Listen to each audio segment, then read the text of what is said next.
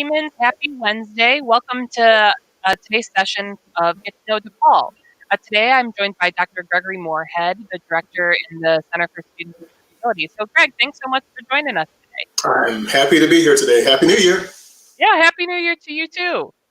So, for our viewers who may be new to the session, Get to Know DePaul is a series that we designed for you to get to know about different programs, resources, and services here at DePaul. So, throughout this week, we're meeting with different staff throughout the Division of Student Affairs, talking about different resources and services that are available. So, as we get started here, Greg, can you just start off by telling us a little bit about who you are? So, who you are, where you're from, how long you've been at DePaul, and why you initially decided to come here.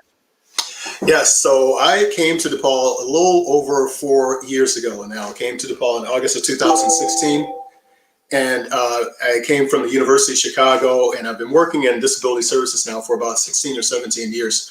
And I was doing disability services at the University of Chicago prior to coming to DePaul.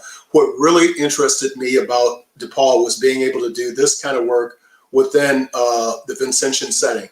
And for me, it's this kind of work is all about social justice. And to be able to tie that to the university's Vincentian mission was to me extremely rich. And so for me, it created a great opportunity to be able to tie very personal and very important values that I hold to the professional work that I do to try to create a more equitable and more inclusive environment for students with disabilities. So I'm still very happy after 4.5 years to be here at DePaul.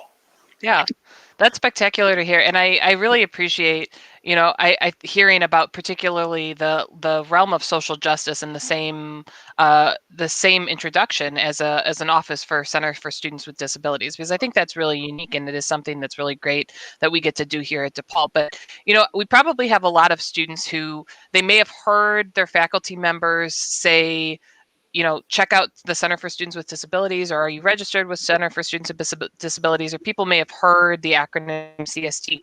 Can you just tell us a little bit about what CSD and the Center for Students with Disabilities does here? So I like to say that our office is responsible for ensuring that students with disabilities can fully participate in the life of the university. So a lot of times when we think about students with disabilities, we think, primarily about students with physical disabilities. But I would caution people in regards to that notion, because the vast majority of the students that we serve in our office are students who have what I would call hidden disabilities. Those are students with psychological disabilities and students with learning disabilities. Our office serves about 1,200 students total. And so it's a matter of making sure that those students are accommodated appropriately so that they can have an opportunity to be successful in their classrooms. But also, we want for them to be able to fully engage in the life of the university, as I said before. And so we want to be able to support students who want to engage in co-curricular activities as well. So we really try to partner with departments such as yours and other departments across the campus, as well as faculty, to ensure that students with disabilities are able to fully participate. And not only removing physical barriers, but also kind of working on and addressing the attitudinal barriers. So working with faculty, working with staff, and even working with students so they're better informed about what some of those barriers are and how we can work to start eradicating them. Yeah, I think that's really, especially what you said about hidden disabilities, I think is really important. I think, oftentimes when people hear about, offices at colleges and universities that are that are affiliated with disabilities, they think about those physical things. They think about the ramps. They think about, captioning services, things like that. But not every disability is something you can see. It might be accommodations for testing that students might need, or challenges that they've been working through. But we have an office in place to help them with all of that. So I think it's really important for our students to know that. Absolutely. Yeah.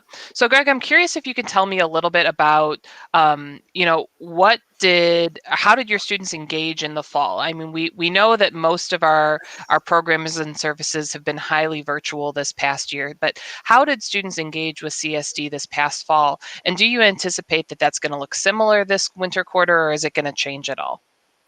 So let me answer the first question. The last question first, so I don't forget. It's going to look similar to what students saw in the fall. And what did it look like in the fall? Students were able to access our office through a number of means.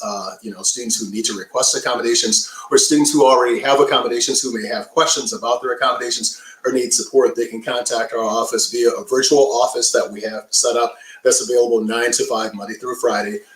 We also have staff that are available by phone and staff that are available by email. But when students need to engage with our office, what we have done, we've made it available to students so they can engage with us virtually. So we have Zoom meetings for students. So for instance, a student will submit documentation to support their request for accommodations. That's how they initially become engaged with our office. They can submit all that electronically. We review it. And once that review is complete, we reach out to the students. And then once that review is complete, what we will do is we'll set up an enrollment meeting with the student. It'll be a Zoom meeting, much like what we're having right now, where we will engage the student in the interactive process to talk about what their accommodations will look like. And then once those accommodations have been finalized, then what happens is we notify faculty to let their faculty know that the student does have these accommodations for their classes. And faculty can actually see the accommodations that a student may have in their particular class by clicking on a link on their roster. But thinking a little bit more specifically about accommodations in general, how have accommodations been impacted in this virtual environment? So let's say, for instance, one of the more common accommodations that students have would be extra time for exams. And so that accommodation, quite frankly, has been relatively easy to administer because everything is online. Essentially what's happened, let's say, for instance, a student has extra time for an exam. Let's say they have 50% additional time. Then what the professor will need to do is set the clock on the exam to give that student 50% additional time. Some students have note-taking assistants. That's been a little bit more, that took a little bit more creative thinking, let's say, because a lot of times now students are able to record lectures via their computers. And so the idea of having a peer note-taker really isn't as important as it has been, when we were on campus. Also, one of the more challenging accommodations for us has been captioning. So typically, we've been accustomed to doing real-time captioning for courses. A lot of times now these courses are asynchronous. So that's gotten to be a little bit more difficult in trying to make sure that captioning is in place and it's complete and it's comprehensive for students in a timely manner, and really, really working closely with faculty and really working closely with the Center for Teaching and Learning to make sure that accommodation is in place. But students need to understand that all the accommodations that they have grown accustomed to having when they're on campus, virtually all those accommodations are still in place now that we're in this virtual environment. Mm-hmm. Well, and Greg, I think one of the other things that I oftentimes hear from talking with students who are registered with CSD, and one thing I'd encourage students who are listening, is, and please correct me if I'm wrong in this, but it's always great to register with CSD because you can always choose not to utilize the accommodation, but it takes more time to get the accommodation actually set up and go through the process. So if you're on the fence, and again, please correct me if I'm wrong in this, but it's great to reach out to CSD initially so that you get your accommodation set up, because it's like, it's kind of like your car insurance, right? Like you have car insurance and you hope you never have to use it. Like I kind of see accommodations in that same way. Like you hope that you're good, but just in case you need it, it's already there. Courtney has said it all, folks. I mean, she said it so well. That is exactly it. And so I encourage students all the time, if you think you're going to need to have accommodations, or if you've had accommodations in the past and you're coming to DePaul and you're thinking, oh, you know what, I don't think I'm really going to need accommodations here, go ahead and request the accommodations, because that process can be kind of lengthy. There are different documentation criteria based upon the school that you're attending. So what we may require here at DePaul may look a little bit different from what may have been required at the University of Illinois at Chicago. So you want to be able to contact the office early on to find out what's the requirements, what's the documentation I need to provide, and then get that documentation into an office like ours, get it into our office so we can have it reviewed, so we can talk with you about what kinds of accommodations you may actually need. And as Courtney pointed out, you'll have those accommodations in place if you need them. And it's up to the students who employ those accommodations. What we do initially is approve those accommodations. Like Courtney pointed out, it's kind of like having the car insurance. You've got it there if you need it. You don't have to use it in each instance. So for instance, if you have extra time for an exam, you don't have to use it for every exam. You don't have to use it for every class. That's your prerogative. But if you haven't requested accommodations and you've got an exam coming up, let's say this Friday, and you haven't started the process with our office, the likelihood of it is you probably won't have that accommodation in place by Friday. So go ahead and request accommodations in advance, get those accommodations locked down so that when you need to use them, you have them. Mm-hmm. That's great. So, Greg, through all of your work with students this past fall quarter, were there any trends or themes that you saw emerge, or any things that you frequently heard from students working with your office? There are a couple themes that come to mind. The first theme was that, we were really anxious about the online environment being a challenge for our students, and it has proven to be a challenge for some of our students. But there's another segment of our population where the online modality has actually allowed them to actually flourish a little bit more. And that came to us as a little bit as a surprise because we weren't necessarily anticipating that. So we're very happy to see that. But it's probably not going to surprise you, though, that we are talking to students and we are hearing from students where they're feeling like they're not necessarily engaged and they're feeling somewhat isolated and feeling somewhat alone because a lot of students are still living at home. Some students may have moved to Chicago, but they don't have the opportunity to engage on campus as they typically would. And so the challenge for our office has really been trying to find ways that we can keep those students engaged, because if those students aren't feeling engaged and aren't feeling a part of DePaul, there's a likelihood that we could lose those students, and we don't want that to happen because we want for them to be able to complete their studies here at DePaul. Mm-hmm. Yeah, and I think that's a common theme that we've been hearing throughout all of these interviews.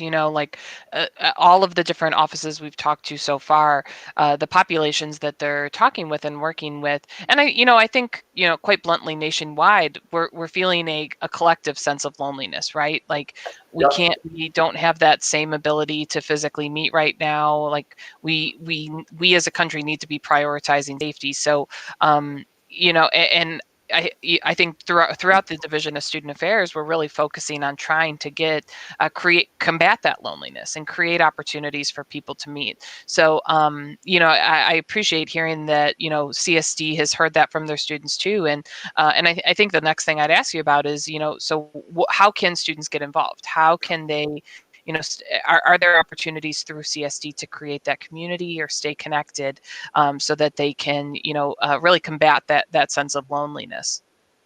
We do have a new opportunity. I'm saying new, it's relatively new. I think this organization has been with us now for about 2 years. It's our own Zeta Delta chapter of the Delta Alpha Pi International Honor Society. And it's the only collegiate honor society in the country established specifically for students with disabilities. And it's open to graduate students and undergraduate students. So we really encourage students to take advantage of this really great opportunity to network, but also to engage and interact with other students and be a part of the university community. If students are interested in this honor society, they should contact Levon Kopka. She is the assistant director of the Center for Students with Disabilities. This is a really great opportunity, I think, for our students to engage. And I'm really happy that it's open to graduate students and undergraduate students. There are two other opportunities, or actually three other social media opportunities that we have for students. And we have a Facebook presence now. I think we've had it now for just a few months since the pandemic started. And I think, Courtney, you may have the Facebook addresses, but anyway, nonetheless, our Facebook group is facebook.com/CSD DePaul. And then we have a Twitter presence as well, which is twitter.com/CSD DePaul.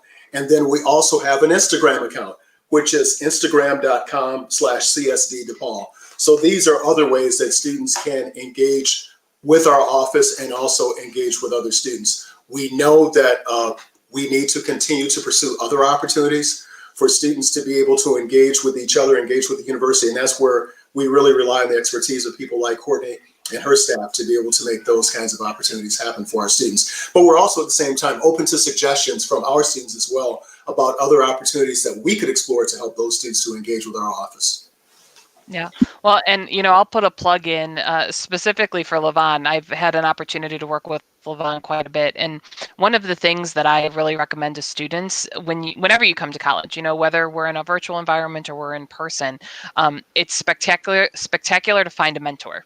Like a mentor is that person who is going to, you're always going to be in the back of their mind, and they're going to see opportunities, and there's going to be things that come across their email or come across their desk, and they're going to think of you. And Levon is one of those great people too. So I think, getting involved in the honor society is a really great way to make that connection, and really to have somebody to reach out to on a regular basis through meetings, through different events that they're going to offer. So and connecting.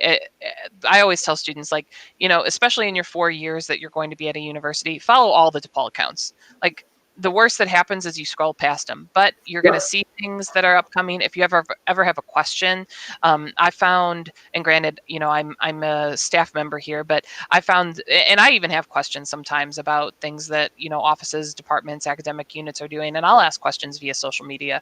And all of us have people who are dedicated to watching that. So it is a reliable way to ask your questions and to make sure that you know what's going on, and can really connect with people around the university. Mm-hmm.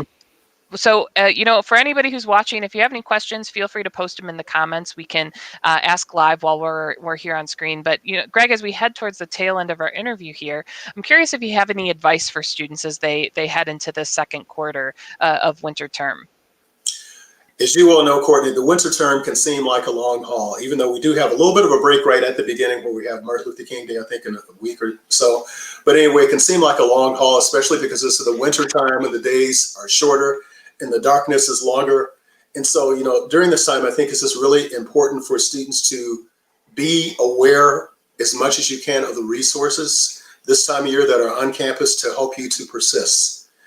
And what I mean by persisting, I'm not just talking about the academic resources. I'm talking about those social and those personal resources that can help you to persist as well.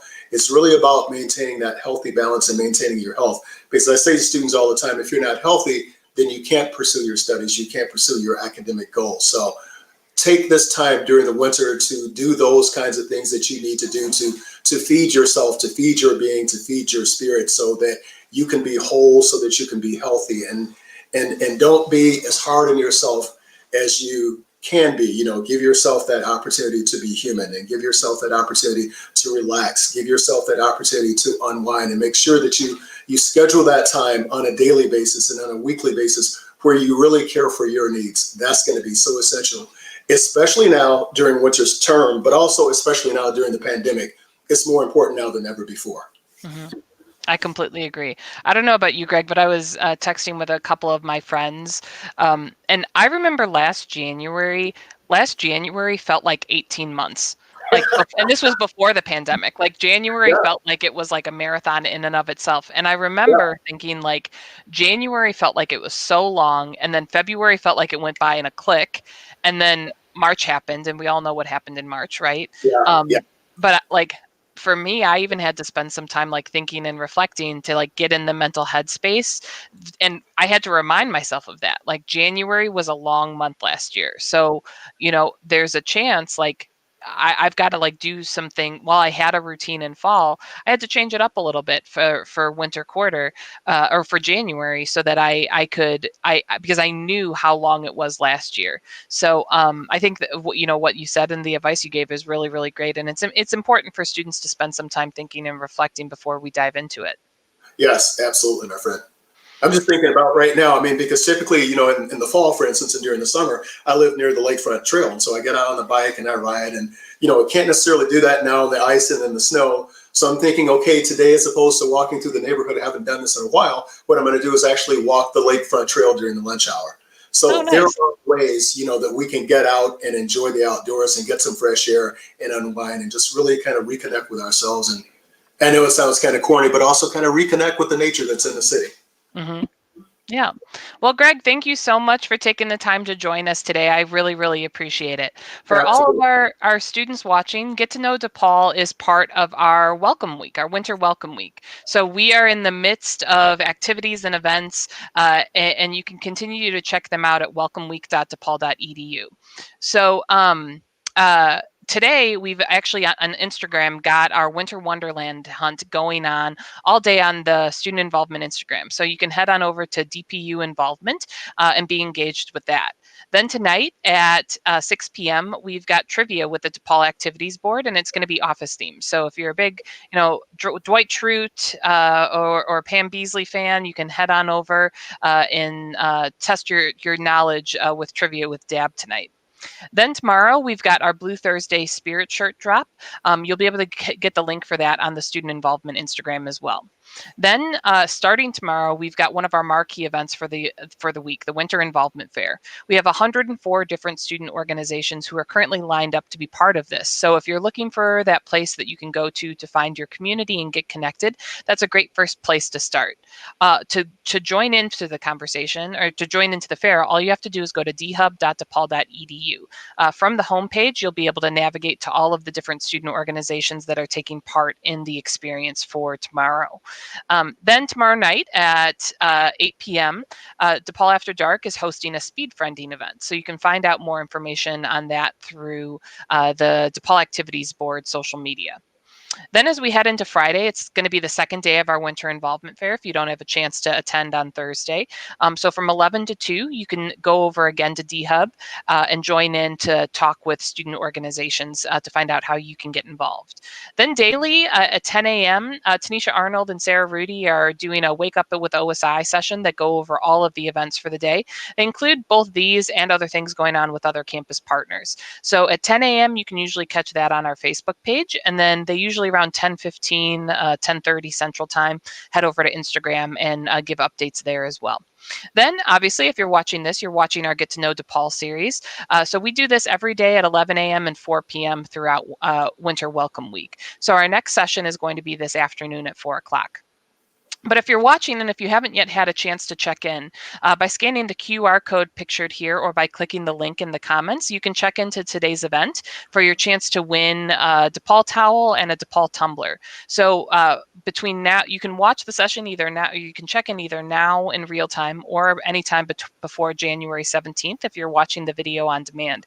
Then we're going to pick one person from each of the 10 sessions that we're doing to win one of the sets. So be sure to check that out. But we will see you this afternoon for our next Get to Know DePaul session. But until then, stay safe, everybody. Bye-bye.